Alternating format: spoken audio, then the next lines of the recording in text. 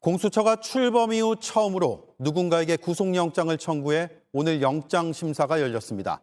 그 누군가는 손준성 검사입니다. 그동안 공수처의 출석 요구에 이런저런 이유로 응하지 않아왔습니다. 손 검사는 고발 사주 의혹 당시 윤석열 검찰총장의 눈과 귀 역할을 하는 대검의 수사정보정책관이었습니다. 그래서 오늘 법원의 영장 발부 여부가 큰 의미를 가질 수밖에 없습니다. 먼저 영장 심사 소식부터 들어보겠습니다. 이서준 기자입니다. 고발 사주 관여 혐의 인정하시나요? 영장 청구의 부당함에 대해서 판사님께 상세히 설명드리겠습니다. 손준성 검사에 대한 영장 실질 심사는 오전 10시 반에 시작됐습니다. 3시간가량 진행됐는데 공수처와 손 검사 측은 손 검사가 조사를 피한 것인지를 두고 치열하게 다퉜습니다. 공수처는 손 검사가 일부러 일정을 미루며 나오지 않으려 했다는 점을 강조했습니다. 출석 통보일과 조율 과정을 PPT까지 하며 상세히 설명했습니다. 그러면서 손 검사가 자료를 전달한 김웅 의원과 말맞추기를 할 가능성도 주장했습니다. 김 의원도 출석을 미뤄 아직 조사하지 못했기 때문입니다. 반면 손 검사 측은 성실히 조율에 응했다고 주장했습니다. 담당 검사가 위협을 가하는 상황에도 출석 일정을 함께 검토했다는 겁니다. 또 공수처가 지난 20일 손 검사에 대한 체포영장을 청구했지만 법원이 기각한 만큼 구속영장 청구가 부당하다고 강조했습니다. 이에 대해 공수처 측은 지난해 4월 김웅 당시 미래통합당 후보와 조성은 씨가 주고받은 텔레그램에 등장하는 손준성 보냄이 실제로 손 검사 계정과 연동된 사실이 확인된 만큼 조사가 필요하다는 입장입니다. 하지만 손 검사 측은 고발장을 작성한 적도 김웅 의원에게 전달한 적도 없다고 반박했습니다. JTBC 이서준입니다. 손준성 검사는 수사기관에서 일하고 있습니다. 피의자를 언제 소환해 어떻게 조사해야 의혹의 실체를 제대로 밝힐 수 있는지 잘 알고 있는 인물입니다. 그런데 본인이 피의자인 사건에선 출석 요구에 응하지 않고 있습니다. 손 검사는 변호사 선임이 늦어졌고 불응이 아니라 계속 일정을 조율한 것이라고 주장합니다. 결과적으로 시간은 계속 흐르고 있고 사실이 무엇인지를 궁금해하는 시민 입장에선 답답함만 쌓여가고 있습니다. 박병영 기자입니다. 공수처 등의 말을 종합하면 공수처는 지난 4일부터 보름 동안 거의 매일 손준성 검사에게 출석할 것을 요청했다고 합니다. 하지만 손 검사가 여러 이유를 들어 조사 일정을 미루다가 지난 22일 조사받겠다고 알려왔습니다. 그런데 이날 역시 나오지 않았습니다. 손 검사의 변호인 사정을 이유로 또 미뤘다는 겁니다. 공수처 관계자는 거의 매일 소환 일정을 조율했지만 의지가 없었다고 설명했습니다. 명백한 조사 회피라는 겁니다. 그래서 보름 이상 조율을 하던 공수처는 22일에도 안 나올 것으로 예상하고 그보다 이틀 앞서 법원에 미리 체포영장을 청구했다고 합니다. 손 검사 측의 주장은 다릅니다. 공수처 검사가 매일 연락해오는 걸 본인 또는 변호사가 계속 응답했다고 말합니다. 정치적인 사건이란 시선 때문에 사건을 맡으려 하는 변호사가 없었다고 주장합니다.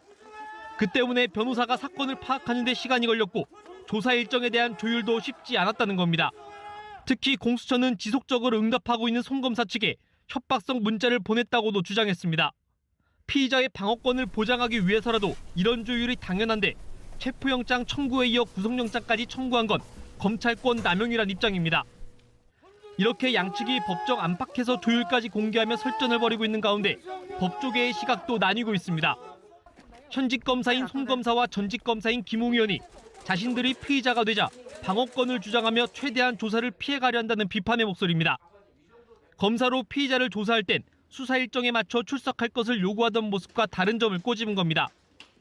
하지만 대한변호사협회 등은 생각이 다릅니다. 공수처의 구속영장 청구에 대해 구속영장 청구가 남용될 소지가 있다며 장기적으로는 기본권을 경시하는 문화가 수사기관에 뿌리내릴 수 있다고 비판 성명을 냈습니다. JTBC 박병현입니다. 자, 이번엔 영장 심사가 이루어지고 있는 법원으로 가보겠습니다. 조보경 기자, 체포영장이 기각이 됐는데 구속영장을 청구한 것은 무리다 이런 주장들이 있던데 법원은 어떻게 판단하고 있나요? 오늘 영장 심사 과정에서 재판부가 직접 이에 대해 언급했습니다. 법원은 이 사실 자체가 법적으로는 문제가 되지 않는다고 봤습니다. 체포영장을 청구했던 것과는 별개로 구속 사유가 되는지만 판단하겠다는 취지입니다. 공수처가 체포영장이 기각된 후 구속영장을 청구하는 초강수를 둔 것에 대해 법원과의 마찰 논란까지 일자 법원이 진화에 나선 것 아니냐는 시각도 있습니다. 네. 체포영장 청구 때와 달라진 점이 있나요? 그러니까 뭐 범죄 혐의가 더 소명이 됐다든가 아니면 구속의 필요성이 더 생겼다든지 말이죠. 체포영장을 청구할 때와 달라진 건 22일의 상황입니다. 송 검사가 나오겠다고 하고 나오지 않은 건데요.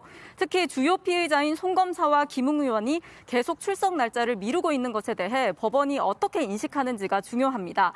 법원이 이런 상황을 도주 우려와 말맞추기 정황으로 본다면 영장심사 결과에도 영향을 줄 수 있습니다.